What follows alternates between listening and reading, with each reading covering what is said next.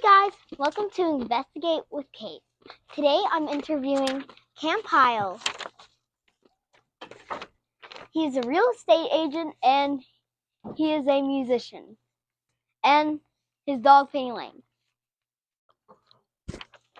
In my opinion, 80s is the best decade for music ever. If you had to describe your job using an 80s song title, what would it be? Now, which job, music or real estate? Both. I know one that's really, really popular is the Journey song, Don't Stop Believin'. I think that was 80s. Yes. Okay. It might have been close to 70s, but I think it was 80s. But yeah, Don't Stop Believin' is a good one because especially when you're playing music, a lot of people are critical of what you do. And if you let someone's criticism or their opinions about what you should do, then you might have a tendency to want to give up. So you have to just keep believing in what you do. Another thing is with real estate, like right now, it's kind of a slow market and not a lot of people are buying and selling houses because interest rates are kind of high. So we have to keep believing that the interest rates will go down soon and the market will get better and just keep working. How did you decide to become a guitar playing real estate agent? Well, I always wanted to play guitar. When I first moved here as a kid, I was looking for something to do to make friends because every couple of years I would move somewhere and have to make new friends. So first thing I did was get on a baseball team. Second thing was kind of take up a hobby, and that was guitar because a lot of people at my school play guitar. So that was an obvious thing to do. We'd start a band and then you'd have friends like that. So you have music friends and then some baseball friends. So it's kind of a way just to make friends. But then after you practice something for a while and get better at it, you decide what you like doing. And I decided, well, I like doing that. And as far as real estate, I always made money buying and selling my own houses. And my mom was a real estate agent and still is. And it just seemed like an easy way to kind of make some more money and maybe help out some of my friends that haven't sold as many houses as I have that might need some help buying or selling. How do you handle it when a client thinks their house is beautiful, but you know it's very dated? I handle everything with honesty. I tell them, I'm not trying to say that I don't like your style or I don't like your house, but what people who are buying houses are usually looking for is New. something else. Yeah, New. something new. Modern. Yes, a lot of the competition for selling houses. If I were to sell my house today, one of the options that people could look at is my house or a brand new house. So you want, when you sell a house, you want it to kind of be able to compete with the newer houses, which means a little more updated. So you tell them exactly what we just talked about. You know, it's not that your house isn't nice. It just, if it were updated a little bit, that would be more what a person usually looks for when they're buying a house. Like maybe a renovation. Yeah. Kitchens and bathrooms. That's a good place to renovate. I probably would not have handled it that well. I would have been like, But it's you really not. want to sell this? What's the last question? What is your favorite and least favorite song to play? Ooh. Let's do Okay. least favorite first. Least favorite.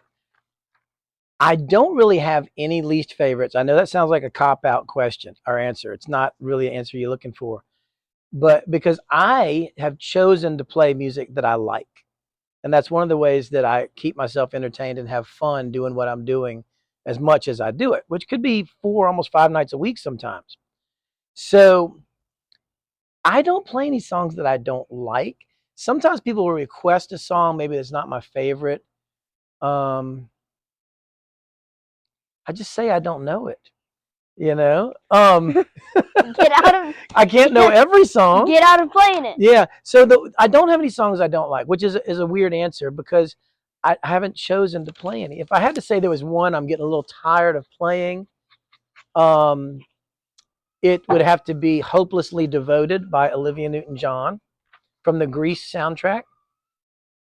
because I love that song, but I've played it so much, and it was always kind of a novelty song because a girl sings it and I sing it. It's from a soundtrack. It was it was interesting when I would sing it because people didn't expect that. But now I've done it so much, it's losing its shock value. So I think I'm almost done with that one. Now my favorite song to play right now is "Still Crazy After All These Years" by Paul Simon because it's the newest song that I've learned and has a lot of nice chords in it. What is the craziest thing that's ever happened at one of your jobs, real estate or music? Now this is crazy and it's a little bit kind of but we were playing a fair outside one time, and the other singer in my band, it was an outside stage that they had Okay. built for this fair. And when he was playing, the stage broke and he fell into the stage, and half of his body was up there still on the stage. So we pulled him out, and he had cut his leg really badly. And we're still playing the song. We never stopped. And he went to the front of the stage, and another friend of ours that was there was a nurse. So as he played and sang the next song, they actually stitched up his leg on the stage, and we just kept playing. That was crazy. Like they always say, and I bet you're asking who's they. I don't know. Um, the show must go on. Yes. I know that you are a sandwich connoisseur. Can you describe the perfect Cam sandwich? Well, when you say sandwich, I think that implies maybe cold cuts or deli meat or something of that nature. But I think for me, I would make a sandwich with boiled shrimp.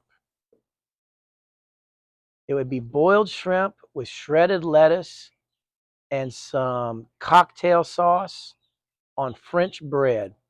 And I would call that the Louisiana Cam sandwich. Can you tell me something you learned in elementary school that you use every day in your job? Hmm. Elementary school.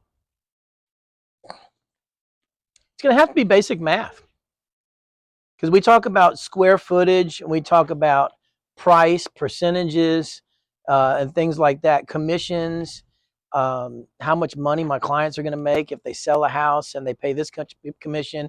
We talk about prorating different amounts of money when we go to the closing or selling of a property. So it's going to have to be some of the math stuff. I think that's the most important because if you're going to make money or deal with money, you want to be good with math. Yeah. And I probably will never deal with money because I'm sorry, all of my past math teachers. Math is not my favorite subject.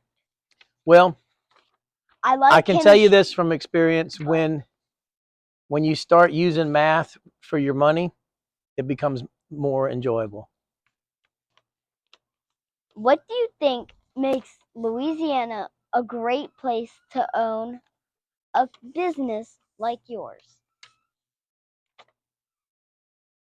I find it's easy to network with people around here, and a lot of my business is word of mouth and uh, recommendations from other clients.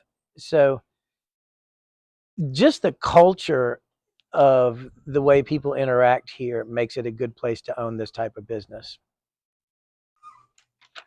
Well, thank you everyone for watching. And why don't you tell everyone how they can learn more about you? Just go to my website, campyle.com, CAMPYLE. And on there, you have dates where I'll play music, and you can also link to the company website for Capital Real Estate. But so basically, the point is get him to play music for you and buy a house from him. Buy a house, and then we'll have a housewarming party with some music. Yeah. Yay! Yay!